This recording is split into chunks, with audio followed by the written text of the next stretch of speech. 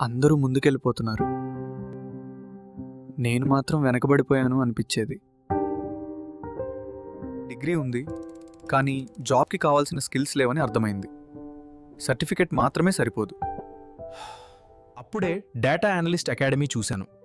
వాళ్ళ ప్రాజెక్ట్స్, నేర్పించే స్కిల్స్ చూశాక నేను వెతికింది ఇదే అనిపించింది. మొదట కొంచెం భయమేసింది,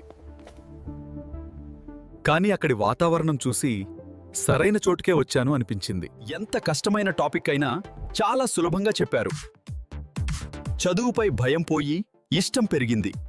మేము సొంతంగా ప్రాజెక్ట్స్ చేశాం. అప్పుడే జాబ్కి రెడీ అనే ధైర్యం వచ్చింది. కొన్ని నెలల క్రితం నాలోని భయం ఇప్పుడు ఆత్మవిశ్వాసంగా మారింది. నేను సిద్ధంగా ఉన్నాను. నాలా ఆలోచిస్తూ కూర్చోకండి.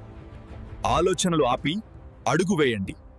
డేటా అనలిస్ట్ అకాడమీలో జాయిన్ అవ్వండి.